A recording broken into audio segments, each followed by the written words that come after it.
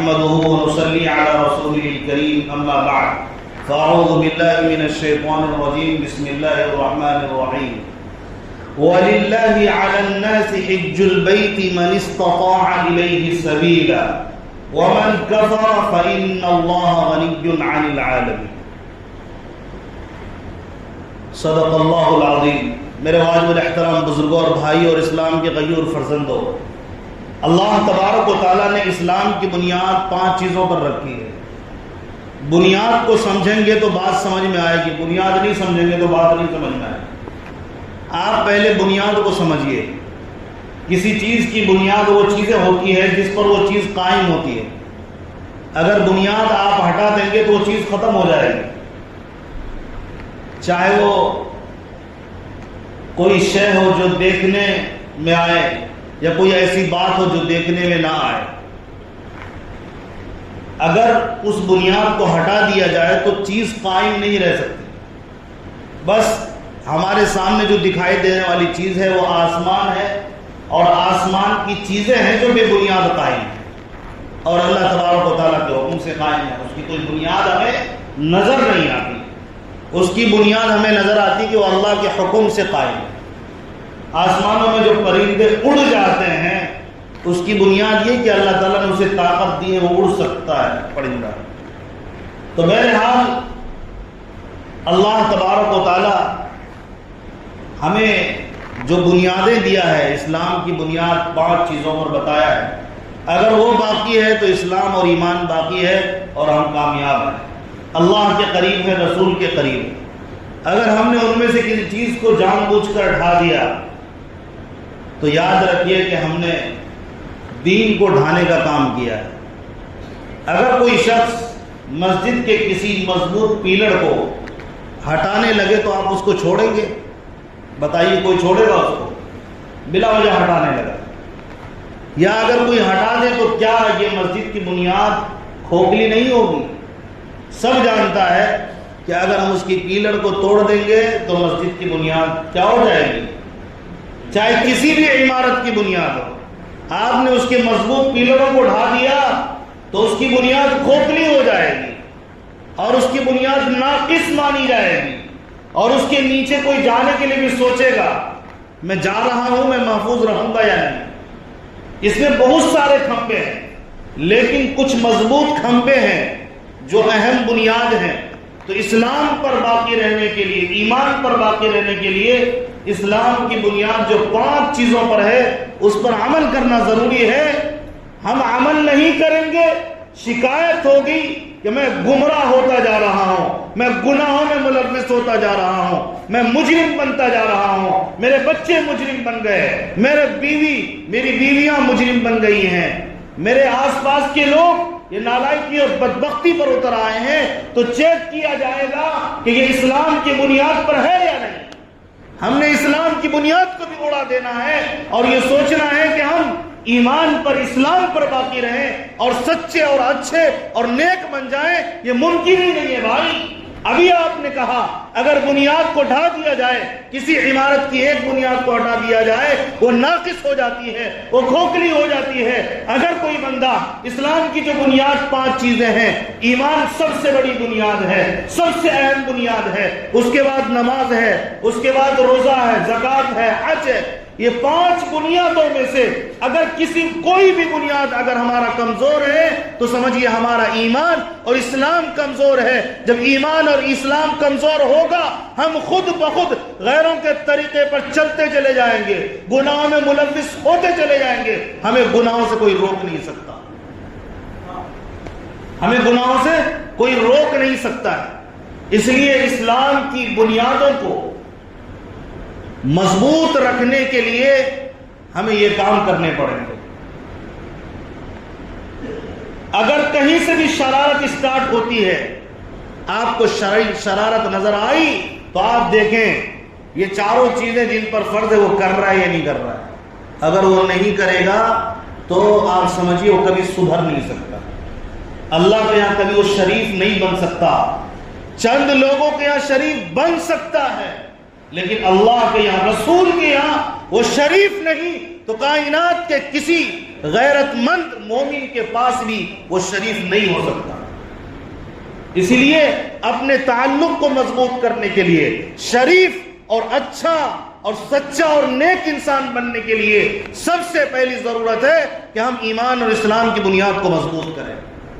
اگر ہم نے نہیں کیا تو کسی اور کا نقصان نہیں، ہم اپنا نقصان کر رہے ہیں، اور اتنا بڑا نقصان کر رہے ہیں خدا نخواستہ ایک وقت وہ آئے گا آپ کا نام تو مسلمانوں والا ہوگا لیکن آپ کفر پر مر رہے ہوں گے، آپ کو کوئی کلمہ پڑھانے والا بھی نہیں ملے گا۔ کل میں ایک شخص کے پاس بیٹھا ہوا تھا، بات چل گئی کسی موضوع پہ، تو کسی کا واقعہ سنانے لگے، تو کوئی حدیث کی بات آئی تو کہہ رہا تھا وہ کہ میں حدیث نہیں مانتا۔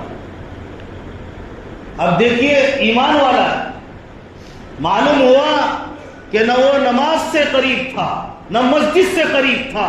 اس کے بارے میں نے پوچھا تو کہا کسی بھی چیز کا پابند نہیں تھا، لیکن یہ تو کہتا تھا کہ میں قرآن مانتا ہوں لیکن حدیث نہیں مانتا۔ تو ظاہر ہے آپ حدیث کے منکر ہوگے تو بھی آپ کافر ہی رہو گے۔ اب وہ بندہ کس حال میں مرا آپ سوچیے، تصور کریے۔ کیوں؟ وہ مسجد کے قریب نہیں گیا، وہ زکوٰۃ کا پابند نہیں ہوگا، وہ روزے کا پابند نہیں ہوگا، مال ہونے کے باوجود وہ حج کے سفر پر نہیں گیا، تو اس کا کیا حال ہوگا؟ تو اسلام کی 5 چیزوں میں سے، بنیادوں میں سے، ساری بنیادوں کو تو ہم یہاں کر سکتے ہیں۔ ایک بنیاد حج ہے، اللہ کے راستے میں مکہ اور مدینے کا سفر کرنا، اللہ کے لیے سفر کرنا، اللہ کے حکم کے مطابق سفر کرنا اور حج کو ادا کرنا، یہ بھی اسلام کی اہم بنیاد ہے۔ آج جب حج کے درخواست کی فارم نکلتی ہے، خاص طور پر بہار والے حضرات متوجہ ہو، بہار والے حضرات کو یہ بات کا احساس ہونا چاہیے آپ کا کوٹا تک پورا نہیں ہوتا۔ دوسرے شہروں کی بات یہ ہے کہ وہاں پر 1 سال میں نمبر نہیں آتا، کئی سال ان کو لکھنا پڑتا ہے، کہ اس سال نمبر نہیں آیا تو پھر آئندہ سال قرآن اندازی کی صورت پیش آ جاتی ہے۔ ایسے حالات پیدا ہو رہے ہیں، یعنی اتنے لوگ حج کرنے کے لیے جمع ہو رہے ہیں، لیکن ہمارے بہار والے کو اللہ تبارک و تعالی ہدایت نصیب فرمائے، یہ ہمیشہ اپنا رونا روتے ہیں۔ کسی نے کہہ دیا کہ بہار والے غریب ہیں تو یہ غربت میں ہی مرے جا رہے ہیں، ایسا نہیں ہے، اتنا بھی غریب نہیں ہے کہ جو کوٹا ہے حج کا وہ ہم ہر سال پورے بہار کے لوگ مل کر وہ مکمل نہ کر سکیں، پورے بہار کے مسلمان مل کر، مالدار لوگ مل کر وہ مکمل نہیں کر سکے، یہ ایسا نہیں ہے، بلکہ ہماری سوچ غلط ہو چکی ہے۔ ابھی حج کے درخواست کے لیے فارم بھرنے کی تاریخ نکل گئی، لیکن جا کے حالت دیکھیے، ہمیشہ ہر سال آدھے کے قریب لوگ حج کے لیے نہیں جا پاتے، کوٹا پورا نہیں ہوتا، آدھا کوٹا خالی رہ جاتا ہے۔ سوچئے ذرا، غور کریں، جنات وہ کوٹے کو پر کرے گا بھائی، ہم ہی لوگ پر کریں گے نا، ہم پیسے کو کہاں ضائع کر رہے ہیں اس پر غور کریں۔ یاد رکھیے ہمیشہ کے لیے، پوری دنیا آپ اللہ کے سامنے بروز حشر پیش کر کے ایک نیکی آپ نہیں لے سکتے، ایک نیکی اگر کم پڑ گیا تو، پوری دنیا کی بات کر رہا ہوں، اللہ کو کہیں گے اے اللہ پوری دنیا لے لے، ایک نیکی دے دے، اللہ تعالیٰ ترسا دے گا لیکن نیکی نہیں ملے گی۔ نیکی کرنے کی جگہ تو یہ ہے، آپ نے مال کمایا ہے تو اس کا صحیح استعمال کریں، فضول خرچی میں نہ اڑائیں۔ ہماری عادت بن گئی ہے عیاشی کی عادت، دنیا کو ہم نے جنت بنا لیا، جس کو نبی نے فرمایا تھا کہ یہ مسلمانوں کے لیے قید خانہ ہے، اس کو ہم نے جنت بنایا ہے، تو یہی اثر ہوگا۔ عیاشیوں میں اڑانے کے لیے لاکھوں روپے ہمارے پاس موجود ہوں گے، لیکن اللہ کے گھر میں جانے کے لیے، اللہ کے اس گھر کا دیدار کرنے کے لیے جسے یہاں ہم ویڈیو میں دیکھتے ہیں تو ہماری آنکھیں ترس جاتی ہیں، اس کو دیکھیں لیکن وہاں جانے کی توفیق تک نہیں ملتی۔ لاکھوں روپے شادی میں اڑانے کے لیے موجود ہے، جہاں فرض ہے، یاد رکھیے، ایک قانون یاد رکھیے ہمیشہ کے لیے، آپ کے پاس کتنا پیسہ ہو گیا جس سے آپ حج کر سکتے ہو، تو آپ پر اسی وقت حج فرض ہو جاتا ہے. آپ کو فوراً حج کے لیے فارم بھرنا چاہیے اور پوری مستعدی دکھانا یہ آپ پر لازم ہے. اگر آپ نہیں گئے اس سال تو آپ اپنے حج کی جو بنیادی اسلام کی جو بنیاد ہے اس کو آپ کمزور کر رہے ہیں.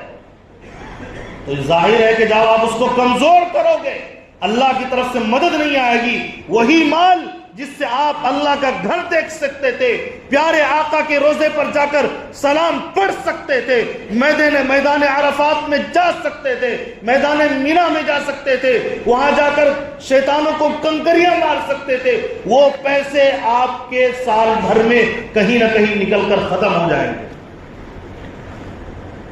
اور پھر آپ کو احساس ہوگا کاش میں اس وقت حج کر لیا ہوتا, کاش. اس لیے کہا جیسے آئے اس بنیاد کو مکمل کرو. یہ کوئی ٹور نہیں ہے دیکھنے کے لیے چلے گئے مکہ کتنا اچھا لگ رہا ہے. یہ اللہ کی طرف سے فرض ہے. جن پر جو مالدار ہے نا اس پر فرض ہے. اللہ قرآن میں کہتا ہے, چوتھے پارے کی پہلے صفحے کی آیت کھولیے, پہلا صفحہ پڑھیے. اللہ قرآن میں کہتا ہے وَلِلَّهِ عَلَى النَّاسِ حِجُّ الْبَيْتِ مَنِ اسْتَطَاعَ إِلَيْهِ سَبِيلًا. اللہ کے لیے اس شخص پر حج فرض ہے جو اس جگہ تک پہنچنے کی طاقت رکھتے ہو. وَمَنْ كَفَرَ فَإِنَّ اللَّهَ غَنِيٌّ عَنِ الْعَالَمِينَ. اور جو انکار کر دے, جو حج نہ کرے, ایسے لوگوں کے لیے اللہ تبارک و تعالیٰ نے فرمایا اللہ تو دنیا سے بے نیاز ہے, تیری کیا حیثیت ہے. اللہ کو تیری کوئی ضرورت نہیں ہے, اللہ کو تو پوری دنیا کی بھی ضرورت نہیں ہے. اگر اللہ چاہ رہا تھا تجھے مال دے کر اپنے گھر بلائے تو تو اپنی بدبختی پر رو اور تڑپ اور ماتم کر کہ اللہ تبارک و تعالیٰ نے تجھے محروم کر دیا اور تو بدبختی میں مبتلا ہو گیا. تجھے عیاشی سوجی, تو نے پیسوں کو پانی کی طرح دنیا میں بہایا, لیکن اللہ کے گھر کو دیکھنے کی اپنی آنکھوں سے طاقت تمہیں میسر نہیں ہوئی. وہی گھر اللہ کا جہاں ہزاروں لاکھوں کی تعداد میں فرشتے طواف کرتے ہیں, اس گھر کو جانے کی توفیق نہیں ہوئی. جہاں پیارے آقا کے قدم پڑے, صحابہ کی مقدس جماعت نے طواف کیا ہے, جہاں سے پیارے آقا کا سفر معراج حتیم کعبہ, وہاں پر جانے کی تمہیں توفیق میسر نہیں ہوئی. مدینے میں پیارے آقا جہاں آرام فرماتے ہیں, انہی پیسوں کو تم نے چند ٹکوں کی عزت کی خاطر, فخر کی خاطر اور عیاشی کی خاطر تم نے اڑا دیا. جس پیسے سے تم جا کر نبی کے دربار میں حاضری ہو کر سلام پیش کر دیتے اور نبی پاک علیہ الصلوۃ والسلام آپ کے لیے اور ہمارے لیے جو بھی خرچ کرے اس راستے تک جو پہنچے سفارش کا ذریعہ بنے. پیارے آقا ہمارے لیے سفارش کریں جو نبی پاک علیہ الصلوۃ والسلام پر سلام عرض کرے جائیں. ایک امتی ہونے کے ناطے کیا یہ ارادہ نہیں بنتا کہ میرے پاس پیسہ آیا سب سے پہلے میں اپنے اللہ کے گھر کو دیکھ لوں. اپنا گھر دیکھتے دیکھتے تو آنکھوں کی روشنی ختم ہو گئی. دنیا دیکھتے دیکھتے, دنیا کی گندگی دیکھتے دیکھتے آنکھیں سیاہ ہو گئی.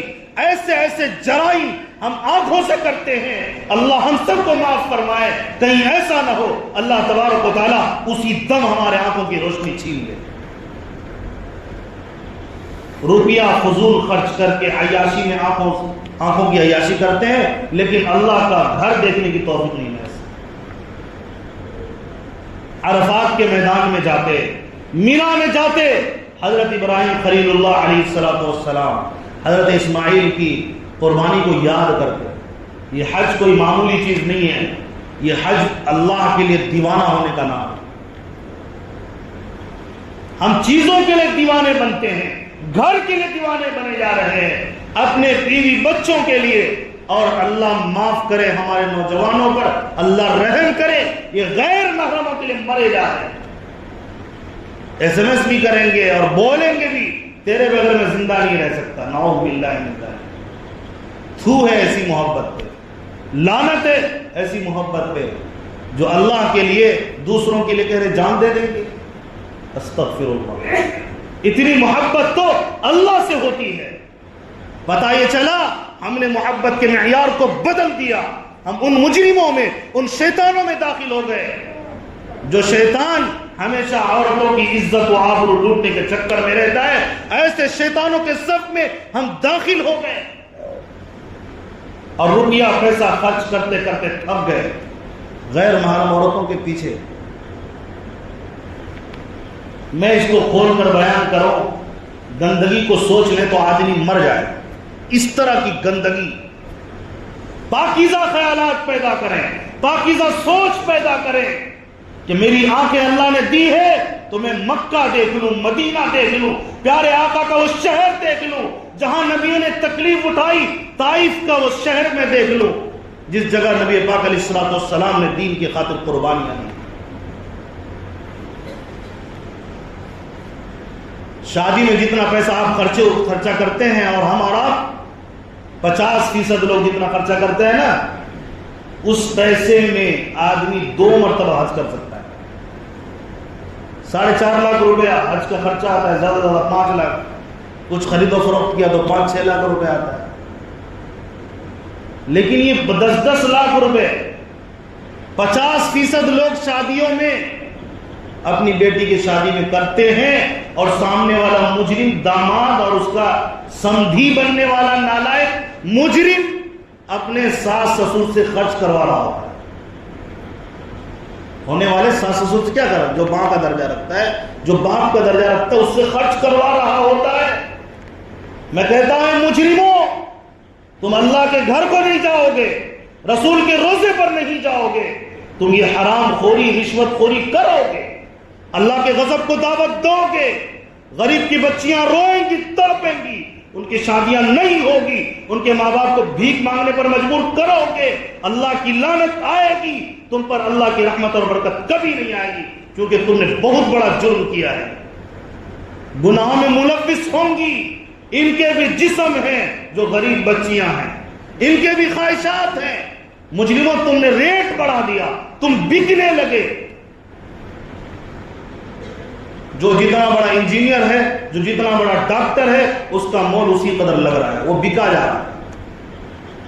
ڈاکٹر تھا تو فخر ہوتا, پروفیسر تھا تو فخر ہوتا. اللہ تعالیٰ نے مجھے یہ وسعت دی, میں زیادہ سے زیادہ مال کما سکتا ہوں, اور تو ہاتھ ایسے کرتا ہے نیچے کہ دے دے, ابھی سے بھیک مانگنا شروع کیا. ایسی پڑھائی پر لعنت ہے, ایسی ڈاکٹری پر لعنت ہے جو بھیک مانگنے پر مجبور کر دے. رشتے ازدواج خوشی کے لیے ہوتی ہے. میں کہتا ہوں اگر یہ پیسے اڑانا بند کر دیں آپ شادی میں, ان کو کوٹا بڑھانا پڑے گا. حج والوں کو, جو حج کی کمیٹی ہے نا, ان کو کوٹا بڑھانا پڑے گا کہ لوگوں کی بھیڑ لگ گئی ہے. آپ ایسا کر دو, پھر اللہ تبارک و تعالیٰ کی طرف سے دیکھیں خیر و برکتوں کا نزول کیسے ہوتا ہے. بلکہ نبی نے فرمایا جو حج کر کے آتا ہے اللہ تبارک و تعالیٰ اس کے لیے مال کے راستے کھول دیتا ہے. کوئی ایسا نہیں جو حج کر لے اور اس کی بیٹی بغیر شادی کے رہ جائے, ایسا نہیں ہو سکتا ہے. اللہ دوسرا راستہ نکال دے گا. آپ نے کبھی سنا کہ کوئی حاجی حج کر کے آیا اور وہ غریب ہو گیا؟ کبھی آپ نے سنا؟ کبھی آپ نے نہیں سنا ہوگا, بلکہ آپ سنا ہوگا ماشاءاللہ حاجی صاحب کو اللہ نے کتنی دولتیں عطا کی. حاجی صاحب, حاجی آتے ہی مالداری کا تصور ذہن میں آتا ہے. آتا کہ نہیں آتا؟ کوئی سنا ہے فلاں حاجی غریب ہو گیا؟ میں تو آج تک نہیں سنا. آپ لوگ سنے ہوں گے تو ہمیں بتائیے گا, بعد میں دیکھتے ہیں کون ہے اور کیوں غریب ہو گیا. ہو سکتا ہے وہ کچھ واقعات کو جوڑے نہیں جاتے, اکثروں کی بات کی جاتی ہے ہمیشہ. اکثر ایسا نہیں ہوتا ہے. اس لیے اپنے مال کا صحیح استعمال کریں. کس نے کہا تھا آپ کو کہ آپ 50-50 آئٹم تیار کریں کھانے والوں کے لیے؟ یہ انسان ہے, یہ جانور ہے, کچھ بھی کھا لیں گے کیا ہے؟ شادیوں میں کتنے آئٹم تیار کرتے ہو, کاہے کے لیے بھائی؟ آپ کو اس کا ثواب ملے گا, سب کو پتا ہے, دکھانے کے لیے, تاکہ لوگ آپ کی تعریف کریں. تیرے کھانے میں, تیرے شادی میں اتنے سارے آئٹم تھے, اسی لیے تو تیار کیا تھا. مجھے کھانے جانے والوں پہ بھی افسوس ہوتا ہے, فضول خرچیوں تک بھی یہ پہنچ جاتے ہیں.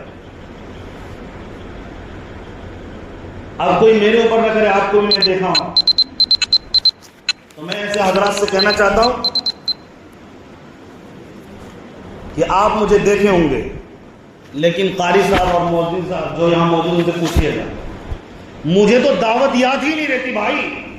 کئی مرتبہ مجھے زبردستی جانا پڑتا ہے کہ ناراض ہو جائیں گے، ورنہ میں ان کا تو چاہتا ہوں کبھی جاؤں ہی نہیں، لیکن مجھے جب پتا چل جائے گا کہ یہ جہیز لے کر یہاں کھلا رہے ہیں، اللہ کی قسم وہ زبردستی کریں گے تو بھی میں نہیں جاؤں۔ اپنے پیسے سے کرو نا ولیمہ، اپنے پیسے سے کرو نا، بھیک مانگ کے کیا کر رہے ہیں؟